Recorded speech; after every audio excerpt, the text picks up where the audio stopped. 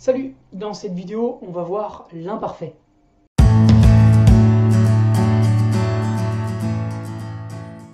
L'imparfait is one of our past tenses. Okay, so with the passé composé, they are one of the most used past tenses. Imparfait and passé composé work kind of together. So it's going to be very, very important, very crucial to know how to discriminate between those two tenses. And I'm going to make another video about passé composé and imparfait and how to discriminate between those two tenses. But what you have to know is that imparfait is used mainly in three different contexts, I would say. First, you are using imparfait when you are describing, okay? So a description. And so first, description. When you are describing something. So for instance, if I said I was walking in the forest, the birds were singing, the sun was shining. So this is a description of the scenery. This is a description of, I would say, the stage. Okay, so this will be translated in French in imparfait. Second of all, it's the habit. So talking about the habit in the past, in English you would say I used to swim, I used to play football. This in French will be imparfait because it's a habit in the past. So I used to play football will be translated in French into imparfait. And then the third one, it's a long action, but that's not enough. It's a long action during which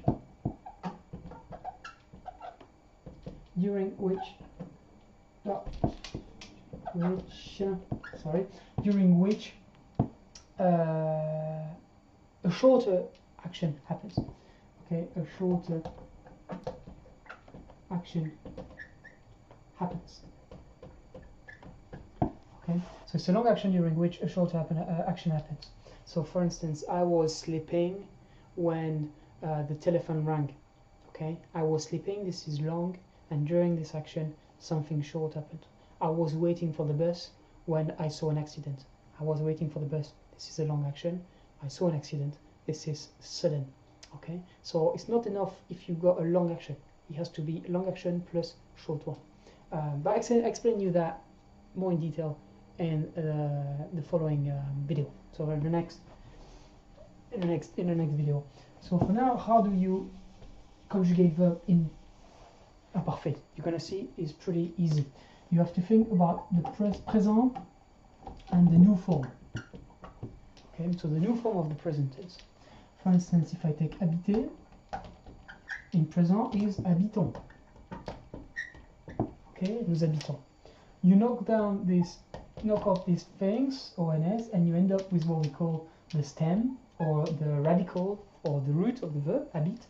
So then it becomes je, tu, il, nous, vous, il, and we have habite, habite, habite, habite, habite,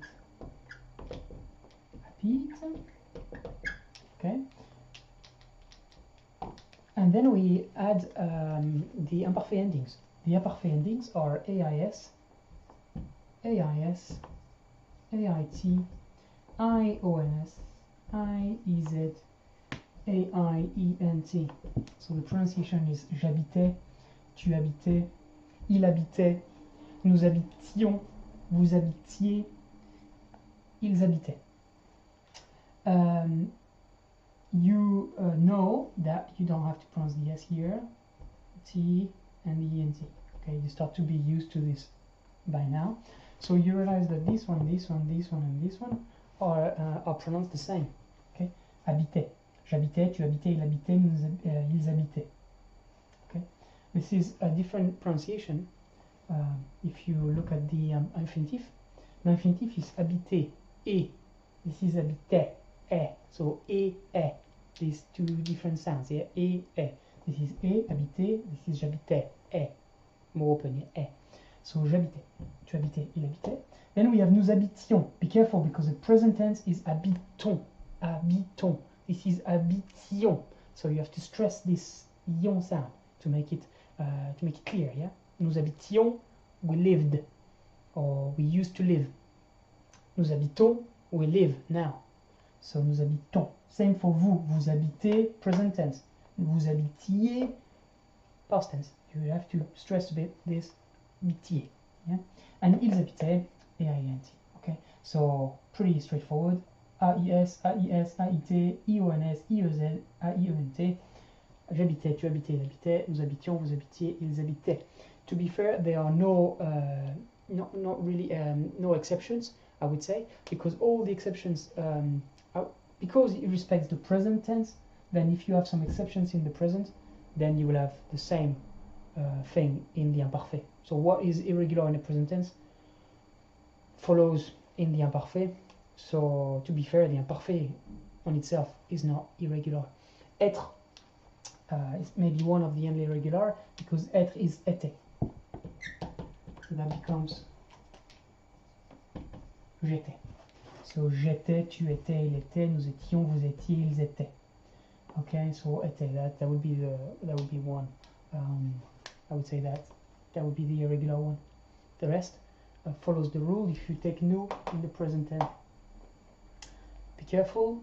For instance, if I talk about the verb manger, manger in the present tense is mangions. Mangeons, sorry. Nous mangeons. You have an E here to make the G sound, the G sound soft. So if you remove the E, then it becomes mangon, and we want the sound mangeons. So that's why we add an extra E to make it soft, mangeons. You have to keep the E in the imparfait. So then it becomes je mangeais. You have an E here. Okay? So you do have to have the sign. But once again, it is not irregular, because I told you you take the new form and you remove O and S. What did we do here? We remove O and S. So there's that's not any irregularities. It just have to be something you pay attention. But if you respect the rule, stupidly and brutally you respect the rule, then you fine. To be fair, you fine. Except maybe for être, one is était and not a sub, because in the present is nous sub. So that this is different. So it's j'étais. Otherwise, to be fair, the imparfait is pretty straightforward, pretty easy to use, I would say. To use can be a bit tricky with the passé composé. I explain, and as I said, I'm going to do another video about that. But to just conjugate, not too hard. So that's it. So for instance, j'habitais à Paris. That means I used to live in Paris. Yeah. J'étais jeune. I was young. So I used to be young, kind of. So j'étais le premier de la classe. I was the first at school, which is not true at all. But okay. That's it. That's the imparfait. Au revoir.